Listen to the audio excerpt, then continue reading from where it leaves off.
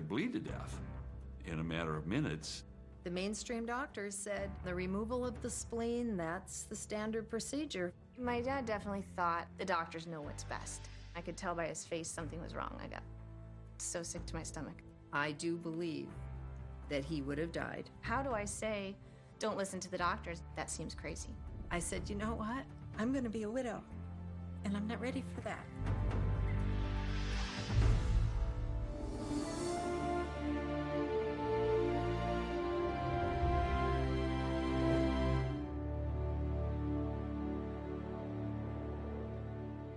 For most of us, a minor cut or bruise amounts to little more than an inconvenience. With proper care, it quickly heals. That had always been Doug Bookman's experience until one day, a small cut on his leg would not stop bleeding. Then other seemingly minor injuries refused to heal. Doug would soon have to make a life and death decision between surgery and an approach that defied convention. 17% of the people with this condition die in the first year. It's not because that the condition is life-threatening, but somehow they cut themselves, or they fall, or they're in an accident that is just a fender bender. They get some internal hemorrhage, and before they know it, the person dies. The biggest risk with ITP would be hemorrhage. You could spontaneously bleed. You could bleed in the abdomen, you could bleed anywhere. We knew that his low platelets were serious, but it seemed like they didn't really know what to do about it. I think the worst case scenario for Doug would have been if he would have had a spontaneous bleeding into the brain. The concern was that I not expose myself to any sort of danger. The doctor suggested that he have his spleen removed. And that was a very strange thing to us. It makes sense to me to go ahead and have the surgery. The doctor insists that they can watch over it.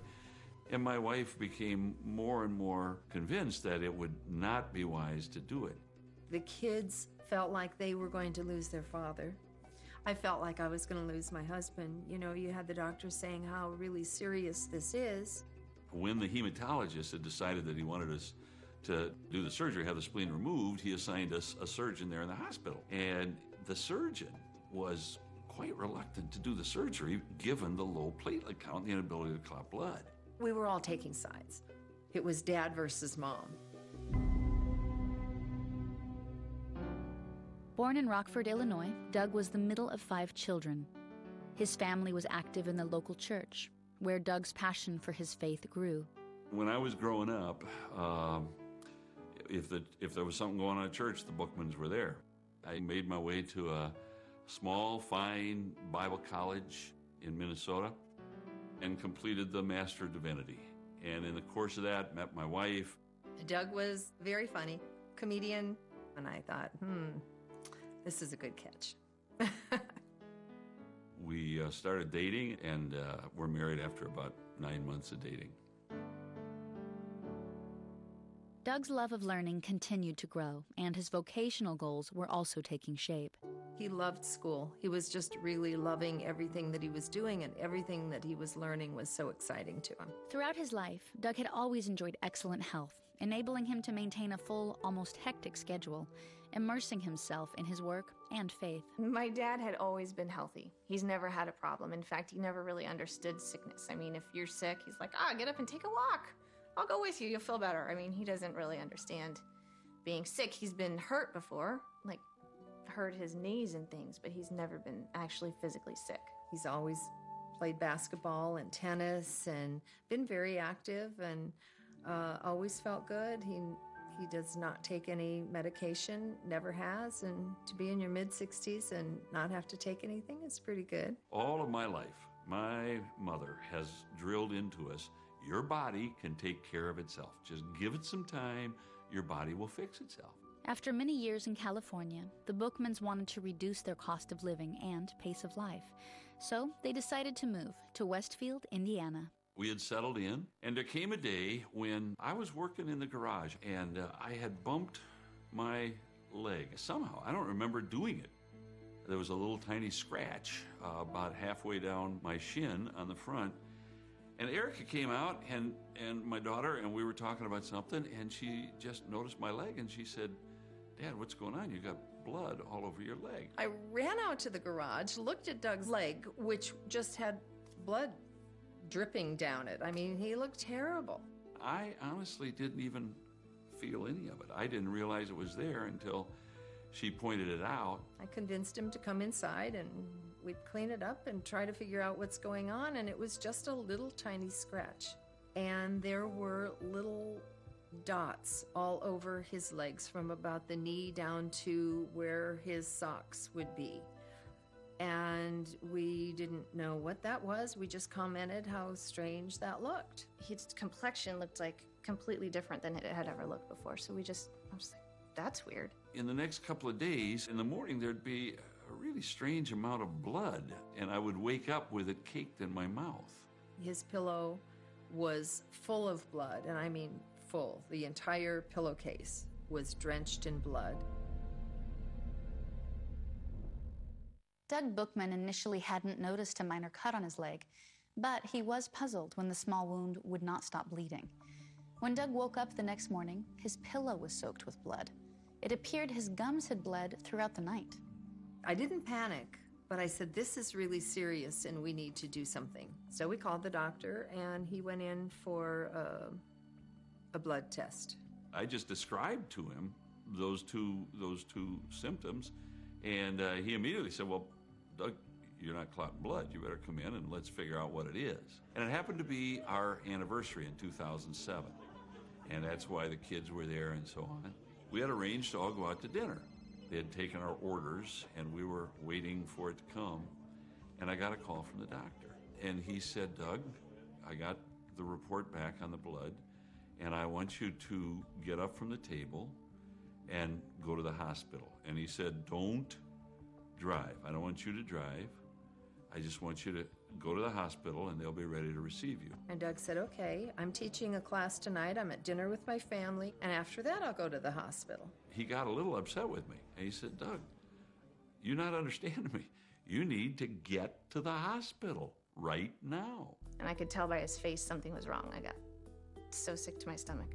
And then he said, I have never tested anybody whose platelets are as low as yours. That was the first hint that we had, that anything was really seriously wrong. Doug and his family left the restaurant and headed to the hospital. All the while, Doug downplayed the magnitude of what was happening, but Diane knew something had radically changed. He was admitted, taken to a room, and it seemed like a waiting game. He was being poked and prodded, and they were trying all kinds of different things. One of the concerns that the doctor made very, very clear is that some little tiny hemorrhage, which the body normally could take care of very, very quickly and nobody'd ever notice it, you would bleed to death. As his doctor said, he's never seen a platelet count so low. I found out that his blood can't clot, that he could bleed to death. There really were no procedures going on. They did the regular check-in things, and then in the course of time, they would draw blood now and again. But the reason I was there was simply that he wanted me out of harm's way. He wasn't allowed to ride a bike. He wasn't allowed to lift anything. He was hardly allowed to walk upstairs. I mean, it was really scary. But I felt fine, and I brought my computer along and set up shop there, and so I was just working as the days went by. Doug's extremely low platelet count alarmed his hematologist. Platelets enable blood to clot. A normal platelet count is between 150,000 and 450,000 parts per microliter of blood. Doug's platelet count was barely 3,000, which meant he had a severe case of idiopathic thrombocytopenic purpura, or ITP. My body was producing platelets, it's just that my immune system had, for some reason, alerted my spleen to devour those platelets. There were a couple of other remarkably dramatic symptoms that began to manifest themselves. There was a condition on my legs, on my lower legs, it's called petechiae. It's the blood coming out where it's not supposed to, or just coming to the surface. If you touched me, I bruised. If they would draw blood, why, within minutes, there'd be a huge hematoma there. I started to look a bit like a sideshow freak, because I just had these splotches all over my body.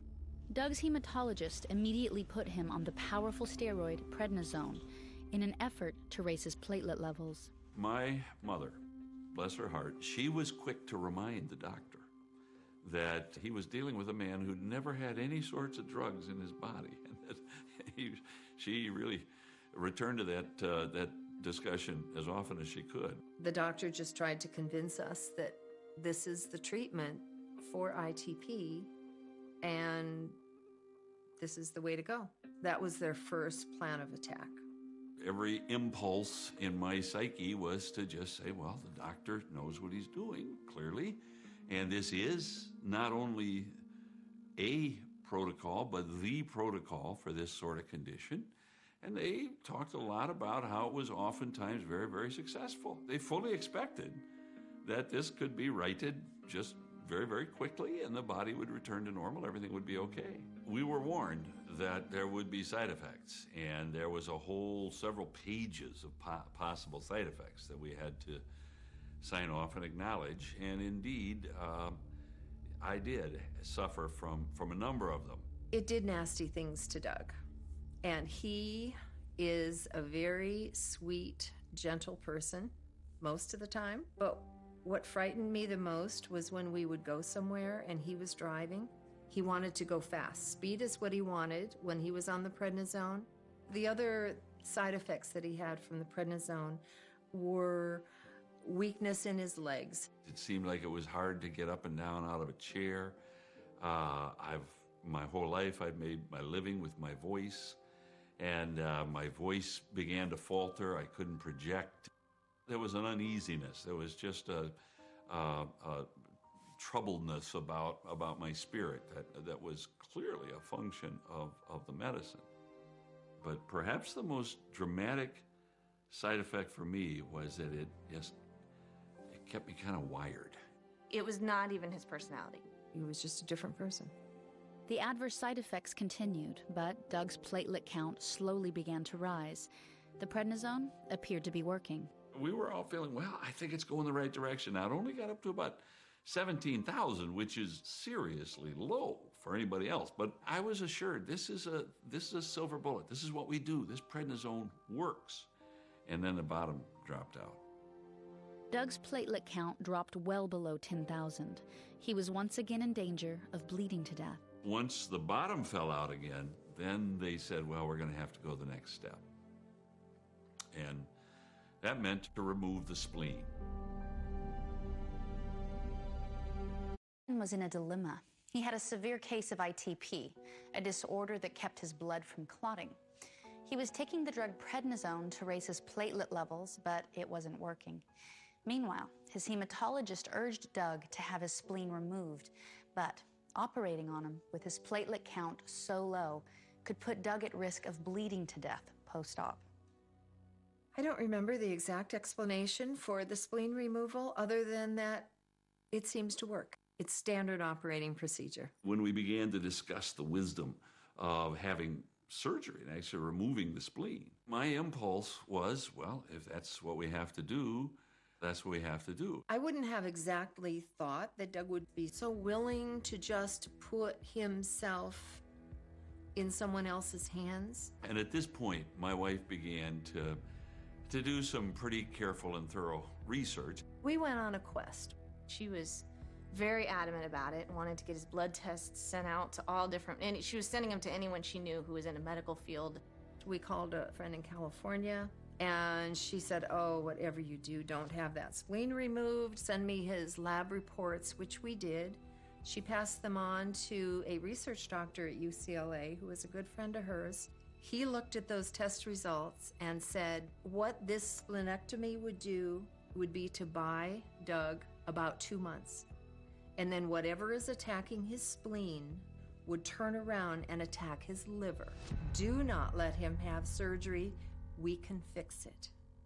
Around that same time, a friend referred the Bookmans to Dr. Michael Bernoulli, a doctor of osteopathic medicine in Nashville, Tennessee. I met Doug in August of 2007. Most people don't end up with such a severe deficiency of platelets, even with ITP. But he was in pretty bad shape. He had some changes on his skin that I see pretty commonly with people who have an imbalance of bacteria or yeast in their gastrointestinal tract. He believed that he had a candida yeast infection. He was persuaded that it was probably that infection that was misdirecting my immune system, and specifically the spleen. Unfortunately, we didn't have much time, so I began treatment right away. Put him on a diet, a pretty strict detoxification diet, and also treated him with an antifungal medication and probiotics, which are supplements of good bacteria to replenish the bacterial content in the intestine. At that point, I really was at a dilemma, because my wife and a number of friends had implored me, don't have that surgery. The risks are high, and it can only be made as an individual decision. It was not my decision to say to Doug, don't have a splenectomy. He had to make that decision. I recall being in the middle of this deep discussion, Doug saying, I want to go have the surgery. And I was nearly in tears because it seemed like he was going to go this other route. And I'm usually pretty calm. And I said, you know what? I'm going to be a widow, and I'm not ready for that. I'm not ready for you to be gone yet. So it was really kind of at that point that he said, you know what? There's no reason not to try this first. The diet, listen to Dr. Bernoulli, which we did.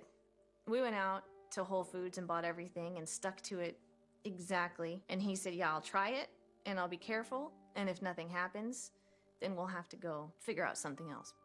I put him on a diet of foods that have low allergy potential. So avoiding things like wheat, dairy, corn, soy, sugar, red meats. We took him off of all of those, and even for a period of time took him off of meat altogether. The diet was very hard for him. He likes heavy casseroles and lots of breads and sweets, but he got used to it, to where we got him dried fruit, and it was the best thing he'd ever tasted. So I'm on this very carefully framed allergy diet, and I'm just about 2 weeks into that diet. And the hematologist in the hospital contacted us, and they said, we have a treatment that we can give you.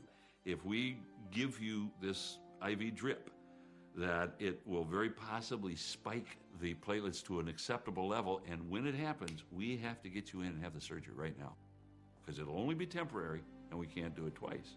Doug decided to take a chance with the IV drip treatment, which contained platelets donated by thousands of people. And it was just a few days later that I got a call from the doctor.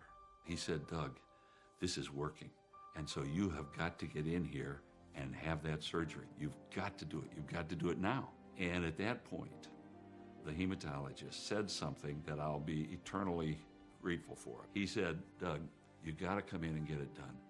I've never seen it work this well before. And when he said, it's never worked this well before, then I thought, maybe that's not what's doing it. In my mind, I'm wondering, what is it that's helping? You know, are the platelets up because of this diet, or are they up because of this procedure I had? I just thought to myself, wait a minute. Maybe it's not that procedure. Maybe my body's responding to the diet. A life and death decision, and it didn't help that his family was strongly divided over what he should do. But Doug ultimately trusted his gut instincts and did what he thought made the most sense for him. He decided against surgery, and to the bookman's great relief, Doug made the right call. I don't remember the count, but it just kept going up. Week after week after week, we went, to 20,000 to 50,000 to 70,000, and it just was exciting how it went up. 6 weeks later, and his counts were up to 250,000 from 3,000. When his platelet count started to go up, I thought for sure it was the diet. His body seemed to be fixing itself. Whatever that infection was rooted out of my body by means of that diet. And the doctors were amazed, and they kept saying, I don't know why, I don't know how, but your platelets just keep going up. When you see somebody improve like that, it's the reason you do what you do. The remarkable thing from my perspective is that I had a really teeny problem with huge symptoms. In Doug's case, it turned out to be something that was relatively easy to fix. He was so determined to have that surgery. I do believe that he would have died, and I believe that I would be a widow today, and I can hardly bear to think about that. Dr. Bernoulli, again and again, he would make the point that the body has the capacity to fix itself if we just kind of get out of the way. And the interesting thing was, for me, he was parroting my mother. I'd been told that all of my life, and that's how she lives. And so it really resonated with us. Doug continues to enjoy excellent health, and he credits Diane for sticking to her convictions. Because of her, he dodged a bullet. Doug feels that the possibly fatal surgery he avoided would not have stemmed from any moral or ethical failure of his doctors, but rather from the routine emphasis that conventional medicine places on immediately turning to drugs and surgery without considering the alternative approaches. For more information on Doug Bookman and Candida yeast infections, visit our website. I'm Jewel. Join us next time for another remarkable story of personal triumph on The Incurables.